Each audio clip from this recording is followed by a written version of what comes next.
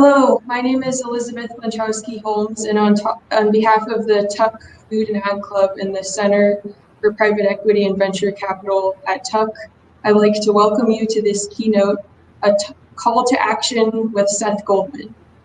I'm honored that Seth is joining us today.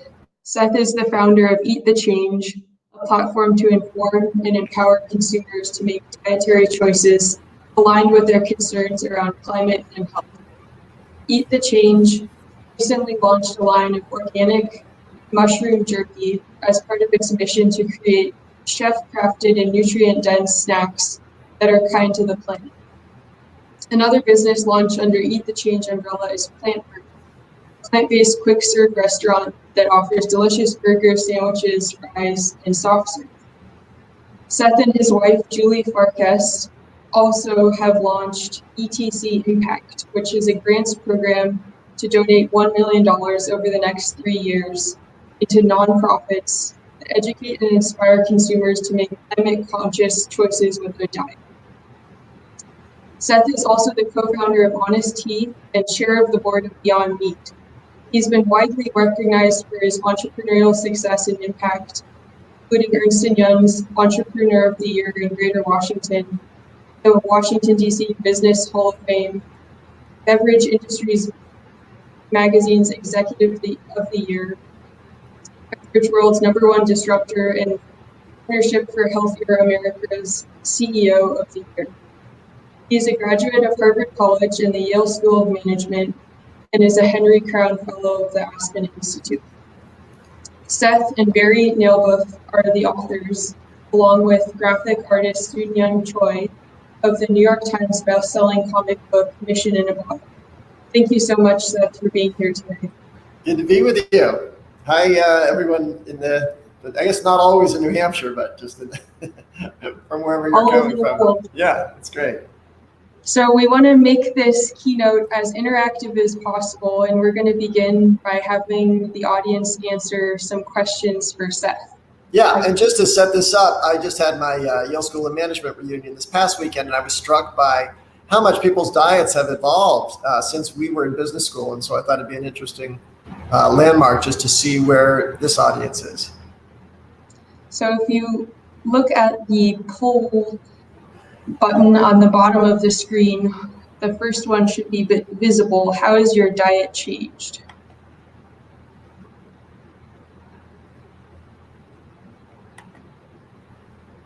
Take a second to answer those responses.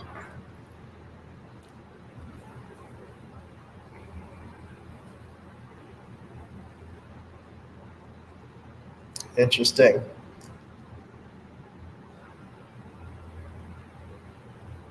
Yeah. Certainly, I think reflects where we're seeing the overall population evolving as well. All right, let's go to the next one. We got to make sure people, we want to train people to be fast. Next question, what type of food do you buy? Organic or whatever is on sale?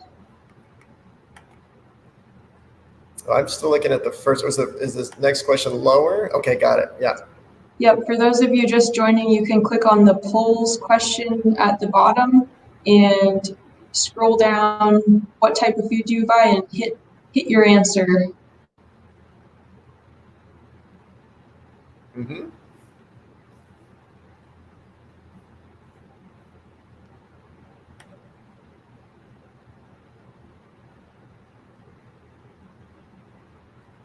Good. Okay, that looks like a little bit of a leaning toward organic. Let's go to the next one. All right, next one. What do you think of GMO foods?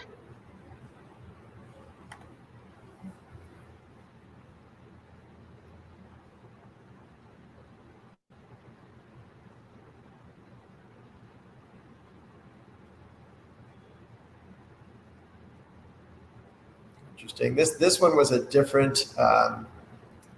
We'll see where this settles out, but my Yale classmates had a different leaning on this one. All righty, last question. Have you tried plant-based meat substitutes?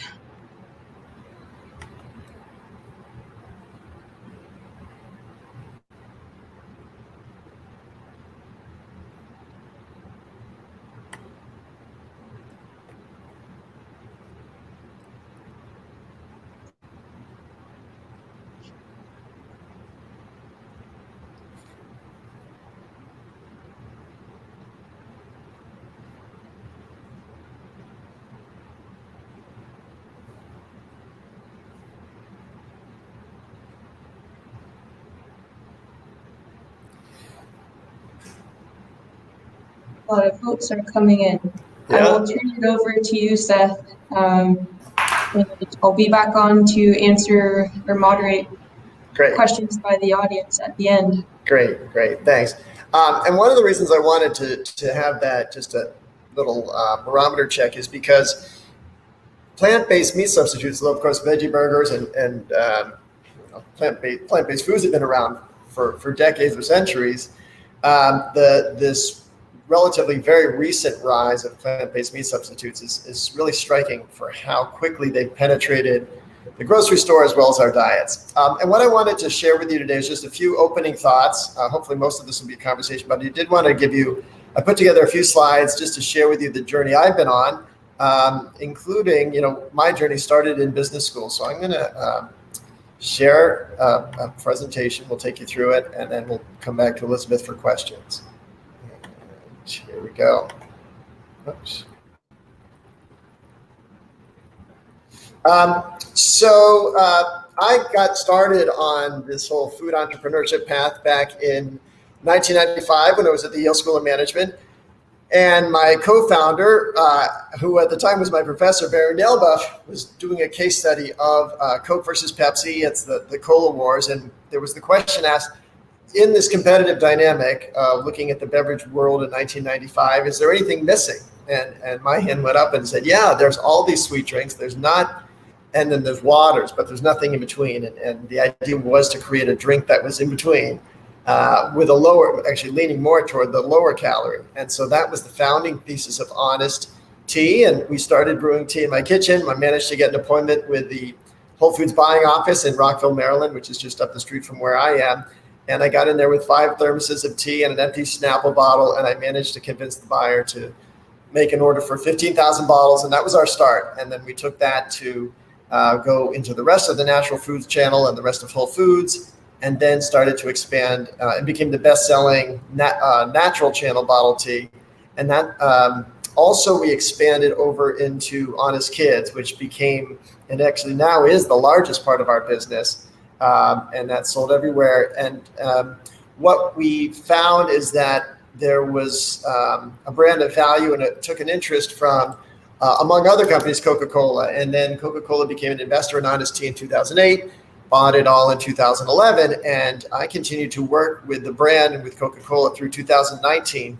And among the most notable steps we took together was getting Honest Kids into McDonald's. And one of the reasons I'm really proud of that step is because just that single transaction of getting Honest Kids into McDonald's helped us remove 1 billion calories from the American diet. And we did that by taking a drink. The McDonald's, the Happy Meal offering was an 80-calorie drink. They switched to Honest Kids, which is 35 calories. So you got a 45-calorie differential. We sold over 200 million units of Honest Kids every year, and so that removed 1 billion calories. But then we also got Honest Kids into Wendy's, Chick-fil-A, and Subway.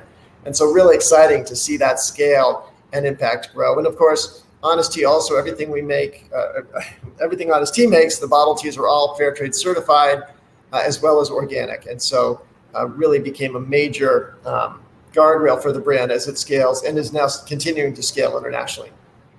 While I was building Honest Tea, I managed to get introduced to a woman who was launching a new brand. She was at a Columbia Business School. Her name was Shazi Visram, and she had an idea for an organic baby food company. And I became a founding board member for that company and helped her get connected to her co-founder. And at the time, they were selling, their first product was a frozen baby food. And so they got right the idea of organic baby food. And I had seen, my insight from Honest Kids was that parents will spend and will seek out products that they think are better for their children. And so the thesis of Happy Family was right. The first product line wasn't, and then they shifted to a pouch, and that opened up the whole business. Now you will see Happy Family across all different types of platforms for babies, and so it was really exciting to see that business scale and grow. And then once Happy Family sold to Danone, I was ready for a new challenge, and my family had been vegetarian for already a few years. Our oldest son had convinced us to become vegetarian. And we were always satisfied with that decision from an ethical perspective, but we were frequently disappointed with that decision from a taste perspective. And so in 2012, my wife read an article about this company getting started on the West Coast called Beyond Meat that was seeking to replicate the taste and texture of meat using only plants and of course not using any GMOs either. And so that was resonated with me given the organic commitment I had through Honest Tea and through Happy Baby. So I sent an email to info@beyondmeat.com and said, boy, if there's any way I can help out, I would love to. And I got involved as an investor and board member and really partner for the founder, Ethan Brown. And since you all have been hearing about plant-based meat already, I'm going to skip most of the science behind it, except to say that the fundamental premise of Beyond Meat was to recognize that we could change the way we think about meat by not defining it by its origin, but defining it by its composition. And when you make that shift, all of a sudden it opens up what meat can be.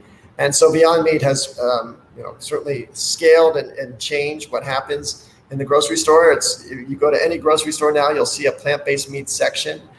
We've found incredible ambassadors, everybody from Snoop Dogg to DeAndre Hopkins, the football player, and then we've launched partnerships with Pepsi, McDonald's, and all of the Yum brands. And so you'll see the brand continue to expand across all these channels internationally as well.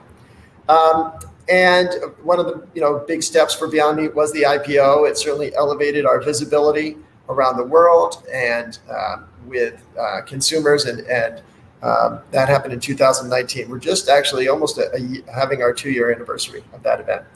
And so I have been I was executive chairman for 5 years. I shifted to become chairman, which freed me up both in terms of time as well as conflicts of interest. If you're an officer of a company, you can't get involved in new enterprises, but I'm being a perpetual entrepreneur. Now that I'm chairman, I was able to become a co-founder of a new concept called Plant Burger, or what we call now Planet Burger. We just shifted our official title to Planet Burger last month. And my co-founder in this are Chef Spike Mendelsohn, as well as my wife and my son, who's in charge of the marketing for the brand.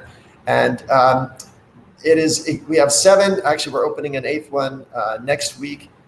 So we're growing. Most of the units are based inside of Whole Foods, but we'll be opening outlets outside of Whole Foods as well. And one of the products we're proudest of is pictured in the top right-hand corner, and it is called our Crispy Chicken Fungi.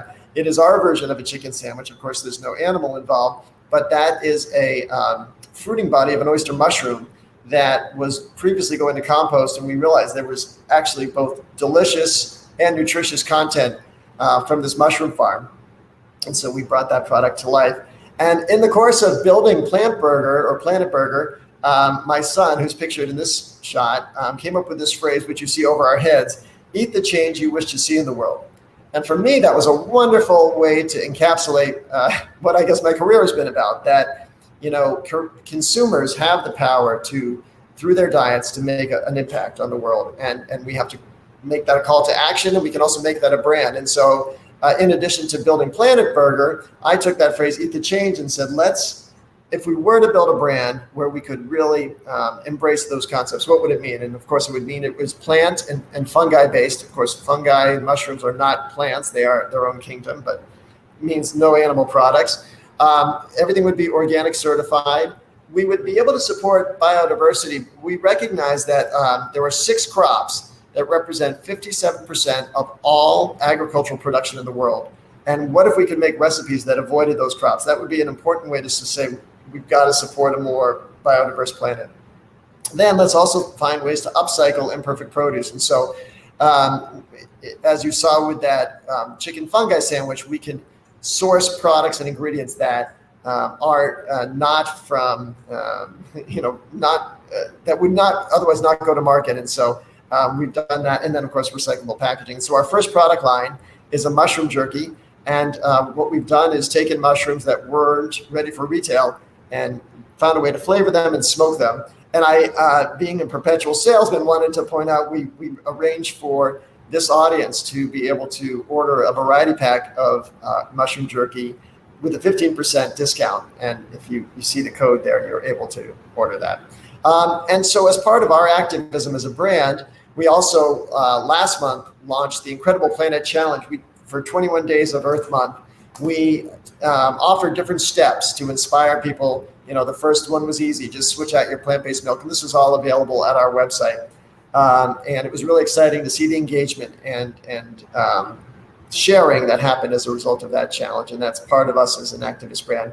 And in that vein of activism, I will share with you also what we presented on Earth Day. It was a sea shanty. So this is a sea shanty with my son, Jonah, and then Spike, my co-founder.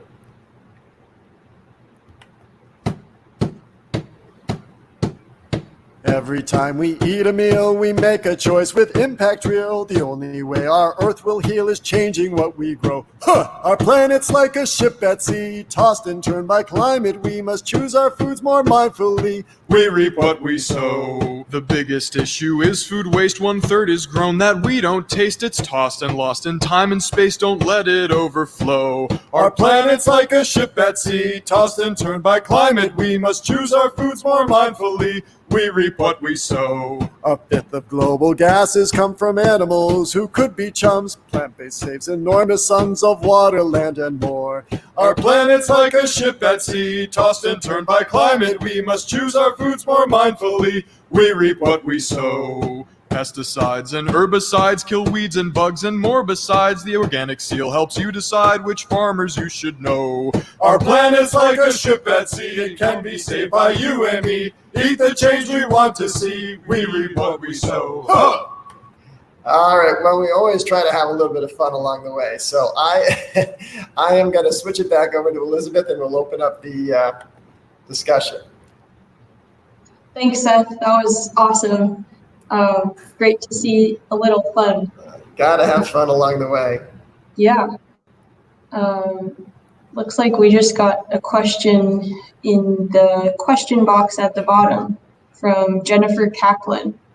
Do you believe the future of getting more people in the US to eat plant-based is more about changing hearts and minds or making plant-based options more affordable and desirable?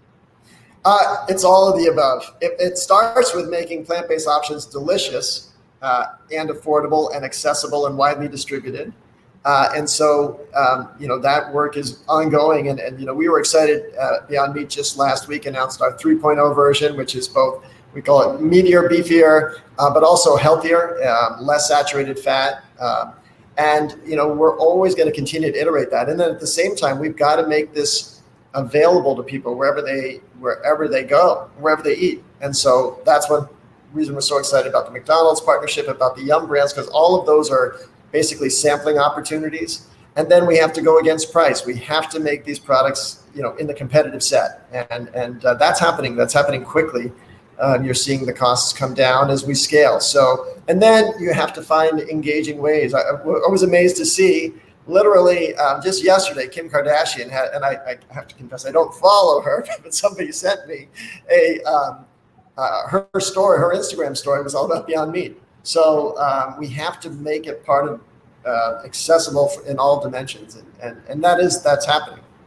And I'll just add, of course, it would be amazing if people went vegan or vegetarian, but that's not the theory of change. The theory of change is getting people to have more plant-based occasions, and I was really glad to see in that poll that we did, that's what's happening. People are having more plant-based meals. Thanks, Jennifer, for that question. We have another one from Caleb Dorfman at T21 at Tuck. How should we think about the adoption curve of plant-based meats? When do you think it could get to replacing 25% or 50% of current meat consumption? Yeah, I love that question. And so just to set the table, when the Beyond Burger launched 2016, it was basically less than 1%. Today it is now 1%. And when we did our roadshow for the Beyond Meat, we talked about a possibility scenario looking at plant-based dairy. Today, at the time, plant-based dairy was 13% of all dairy. And so we said that's a growth opportunity that we think is available for us. But I actually envision within, less than 5 years, we'll be at what I call the flipping point. So you've heard of the tipping point. What's the flipping point? So today, when you talk about plant-based meat, for most people, still the question is, well, why do we need that? We have animal-based meat. Why do we need plant-based meat? But within 5 years, you're going to see plant-based meat going to be at parity or better on taste. As I said, we're closing that gap really quickly, but we're confident within 5 years it will be basically neutral to better. Nutritionally, we're going to be superior or better. We already have certain advantages: no cholesterol and no TMAO and other things. Environmentally, we already know that plant-based meat is advantaged. Then what are the other issues? Well, there's cost. We know that within 4 years, we're going to be able to underprice meat in certain categories. And so when you get all of those criteria, where the advantage goes to plant-based meat, and of course, environmentally, there's not even, you can't compare. We know the Beyond Burger uses 99% less water, 93% less land.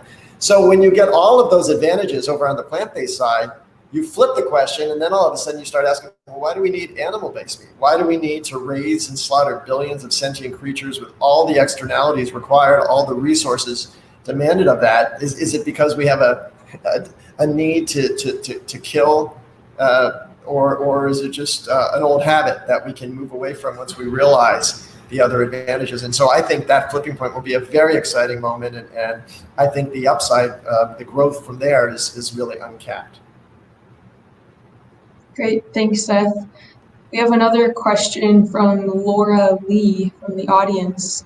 What is your model for collaborating with farmers and encouraging them to produce the types of crops that you want to source? Yeah, so it's really mostly about creating the market for it. And so we have, in this case with Beyond Meat, we're starting with peas. And so we have domestic farmers in the US that have that we're working with. And actually, one of our suppliers converted an old dairy facility into a pea milling facility. But I'll also talk about Eat the Change, where we have this wonderful partnership with a family farm in Pennsylvania, and it was so neat. We obviously you saw the fungi that we brought out with Planet Burger. But one of the really fun things that happened after one of our visits is this is a fourth generation family that runs this farm, and the son, who is our partner, said, we've been growing a lot of mushrooms, organic mushrooms, and it's in our family, and we're farmers, we're not marketers. We would, anything you can do to make mushrooms, I think he said the word sexy or fashionable, we want to help. And so we're basically a marketing partner for this farm. And so it's really, they support us, and obviously all the R&D involved in bringing this to scale. So it's a very close partnership, and we can, our success, our being able to bring this product to people in different ways is success for them as well. And also, just one last thing that's important within the context of agriculture is, can we do it in a way that is not a commodity? And obviously that goes back to my time at Honest Tea. I met with lots of tea farmers and sugarcane farmers, and in each case they said, look, we don't want to be that commodity farmer. Not the worst, but a very challenging business for a farmer is to be a commodity crop, a crop that basically gets priced at market and sold without any added value. And so when you can add on organic and fair trade, it enables these farmers to not just gain a premium price, but also a more dedicated customer chain. And that's where you create opportunities, and where fair trade, being able to reinvest in their communities. And so I certainly encourage any farmer to think about a value-added crop. And in the context of plant-based meat, if you think about where a lot of American farmers are, they're growing grains that are fed to animals that are fed to people. And if you literally want to be higher on the food chain. And so if you can grow a crop that's fed to people, that's a much that's a much more value capture for that farmer. And that's how you help a farmer become more than a subsistence farmer. Great. And a related question from Suresh related to mushroom farming, who is noting that it's investment intense. What are your thoughts on that? related to scaling up these types Yeah, of. mushrooms are amazing. So it turns out this place where we source our mushrooms from, Kennett Square, Pennsylvania, is the mushroom capital of the world. It's responsible for over 51% of all mushrooms sold in the United States. All come from this one township in Pennsylvania. And so you got to ask, well, wait, what's going on? Why would this township have so much mushroom capability? It's not the biome. It's nothing environmentally about it, because mushrooms are actually grown indoors in 7-layer or 10-layer houses. So what it's all about is the intellectual capital and the infrastructure that's there. And this, our family, we source from Phillips Mushrooms Farms. The reason this family was part of the first the original mushroom community, what it was a group of Italian immigrants who came to this part of Pennsylvania initially to work in a quarry.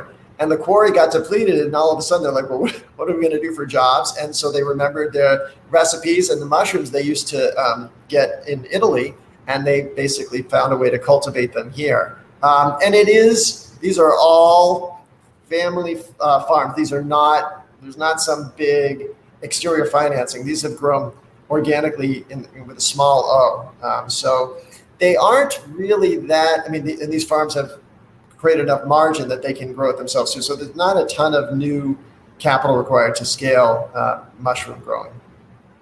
And the other thing, just to add, what's interesting about mushrooms is how quickly the growing cycles are. So unlike let's say I wanted to get into coconut water, you got to plant trees, they got to grow, and it takes time. Mushrooms, you can really grow, within a month. If you sort of say, hey, we need more portobello, more cremini mushrooms, they can turn that around really quickly. And that's a great opportunity for us to work with a partner like that.